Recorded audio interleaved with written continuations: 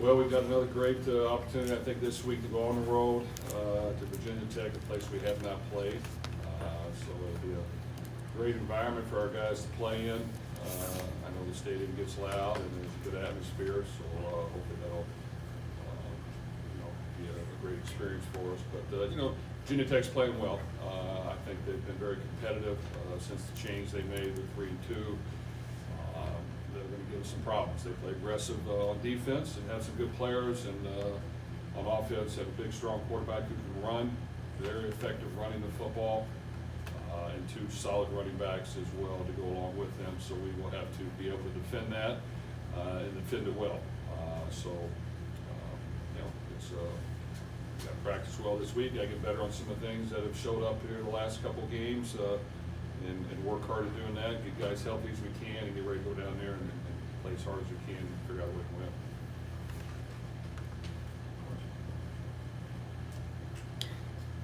Jeff, obviously, like you mentioned, it's going to be a really loud environment. Lane Stadium is known for kind of the inner Salmon, all that kind of stuff.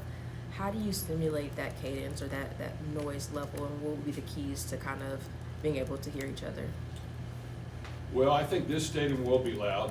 We worked it all week before the Miami game. During the game, we didn't use the silent cadence the whole game, but we used it some, definitely in critical situations. And I thought we executed pretty well. So really, during the course of the week, we bring in noise. We practice, the silent type of cadence that we're going to use that week, which sometimes will carry a couple of different ways. And you just got to keep practicing. Sometimes we stay after practice and go over it as well. Everybody's got to be locked in on the same page, and it definitely challenges you.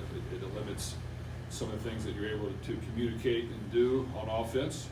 So that package has to be tied up a little bit sharper, but it's definitely a home field advantage. Jeff, I was curious on the injury updates for a couple guys. Do you expect maybe Duke Watson to be able to come back for this week? And since it's been roughly a month and a half since Stanquan Clark's injury, do you still expect him to be out the rest of the year, or are you kind of thinking maybe he could come back? Good questions. Duke Watson, we will try to get back in practice this week. It's too early to tell. I'm always hopeful, but it's too early to tell. Stanquan has rehabbed very well, and we actually will try to see how much he can do this week. But it'll be his first week of practice, and if we can pull that off. So I'm not going to rule that off the table, but we'll see how this week goes. He has progressed extremely well up to this point, and there is a slight chance. Jeff, when you watched the film, what did you see specifically, maybe defensively? There wasn't much to watch offensively in the first half, not many plays, but what did you see defensively when they were kind of moving the ball against you guys that maybe you liked and you didn't like? Well, I think the first two drives were not our best drives on defense. We were a little more vanilla than we had been. We didn't get off the field on third down. We let them convert a third and long the first time around on a completion that we should not have. And then we kind of busted a couple things that cost us.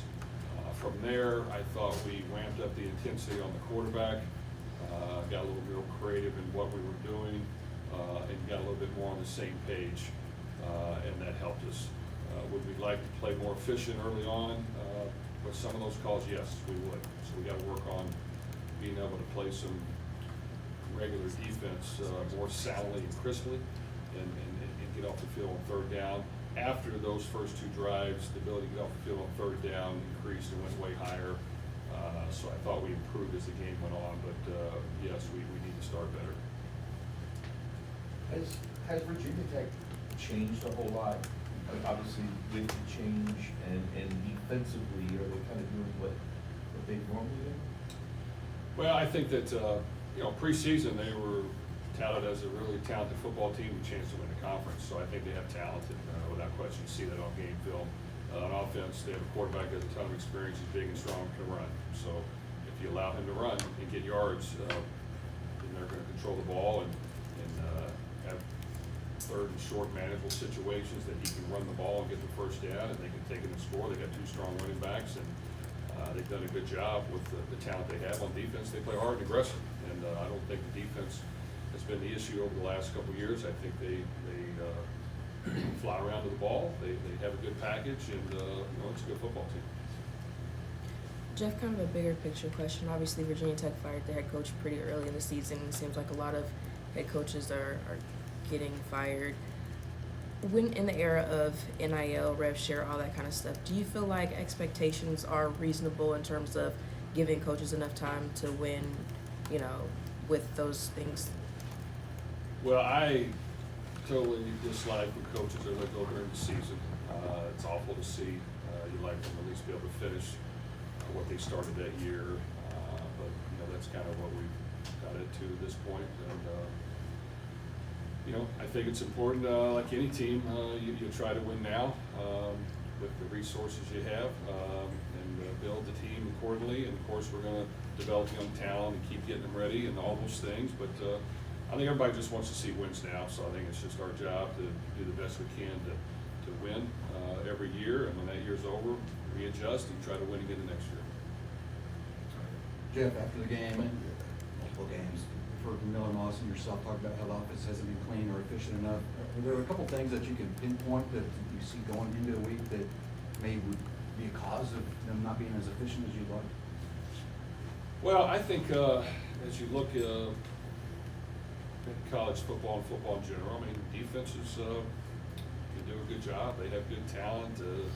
Teams are being more creative and aggressive in their approach. So you're going to get stopped a few times. When you do, you've got to reserve the right to punt and let your defense play. And you can't turn the ball over. So I just think, I'm not for sure, I think we had 3 turnovers in the game, but still found a way to win. Being efficient means taking what they give you. Defenses that throw a lot at us. I think some pressure packages, we got to figure out a way to get a little better answer and try to get some positive yards. But at the same time, when our defense uses their pressure package, it normally has success as well because it challenges the offense. It's hard to run against it. In passing game, you got to get open quick because the rush is coming. So I just think we've got to continue to put together the best strategy in order to defeat certain things. And while that's going on, we can't get too frustrated and force things and make rash decisions. It's just, hey, protect the ball. Let's try to score points. When we're not, let's not beat ourselves. I think versus Miami, we were able to do that. We scored early twice, but after that, they stopped us some. But we didn't turn the ball over to late in the game, which caused us to force the other team to make costly mistakes. So I just think, man, all those small things are important. And managing the game while we're trying to, of course, score every time you touch it, you got to be smart with your approach. Jeff, your special teams have been really good all around the board this year. 2 questions. How important is it that Keller's getting those kicks into the end zone and they're starting basically, you know where they're starting to not get returns? And then the second part is the punting the other night wasn't maybe the best. What have you seen with both those guys and kind of how you guys use them? Well, we have gained an advantage on special teams. It's been beneficial. For the most part, kicking the ball down the end zone is great. We had a couple times last game we didn't, which didn't crush us, but we didn't get as good a field position. In the return game, we still got to continue to find ways to just create some space for Colin. Punting the ball, no, we've not been as good punting the ball. We just got to punt the ball better. In practice we do. It's got to carry over to the game. I think we protected well. We got to punt the ball out there. I do think that I know we missed a field goal, but we've been pretty efficient kicking the ball on extra points and field goals. That's got to continue because that's been big. I thought when we went out and lined up for a field goal and shifted and punted the ball was huge, a huge play for us. Huge play because that did not allow them to get a punt returner in the back, and we pinned them back down, and really that's kind of when we took over the game. So I thought that was a critical, great call by Carl that we'd worked for a while, that really was beneficial. Could we have possibly made that distance of a field goal? Yes. At the time, if you miss it, you're really putting your team in a bad situation, so we went ahead and went with the change up there and shifted to a punt formation because our holder is the punter. And that really was a beneficial call that I really thought helped us win the game. Is the plan for the kicker to catch the ball like that? he's actually a pretty good athlete, and yes, I don't know, it was a plan for him to go down there and down the ball. No, it was great execution. Really, it was a really play that helped turn the tide a little bit, I think, in our favor and pin them back in there. Coach Isaacs fumbled the ball the last few games. How do you address it without it getting to his head? Great point. I mean, we have addressed it. He knows that. He's probably tired of hearing it. So I just think that you just got to continue to work through that. He's so elusive with the ball. Really the only thing you do is put two hands over top of it, but that's going to cause you to lose some of your jiggle and athleticism and wiggle. But we just got to continue to work it. I think he needs to know the importance of it, just like our quarterback and receivers need the importance of it. Chris had a ball pop out. Luckily, it was called an incompletion. We had a fumble at quarterback. We got hit from behind. We had an interception. So we just got to figure out a way that turnovers are critical, especially when teams are evenly matched from here on out every game. So we have to win that battle. We have to minimize those as much as we can.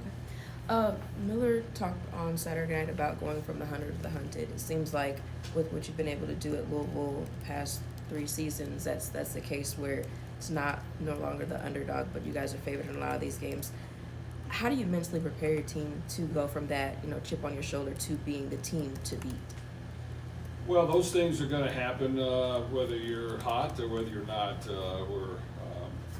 You've got to be able to play when the pressure's on the other team and you're relaxed. You've got to be able to play when the pressure's on you. And I just think for us, as boring as it sounds, a one-game season is what we always preach. We talk about it, we work it. I think our guys fully understand whether you win or lose one week, you got to go win the next game. So you can't get too high when you win, and you can't get too frustrated when you lose. Otherwise, you're not going to win the next game. And you just kind of have to teach that mentality. It's not easy. You got to block out what other people are saying, which is common. I mean, it's going to happen. And you got to go to work. And I just think if we go to work every week and we put the work in, and we continue to work on correct some of the mistakes we made and go out there and cut it loose on game day and not make critical mistakes, we'll have a chance. And I just think you got to continue to stress that and the importance of everything is a one-game season. The next game is the most important thing ever, and let's just work our tail off and be able to look in the mirror when the day's over and say, all right, I put in the work, now I can go to sleep, get up and do it again tomorrow, and then go cut a loose game day. And I just think, even when you're losing, you gotta still have that same mentality. Otherwise, you're going to get frustrated and you're going to get down a little bit, and you won't be as hungry. So I just think both those things have to come into play. Anything else? Thanks, guys. Thank you.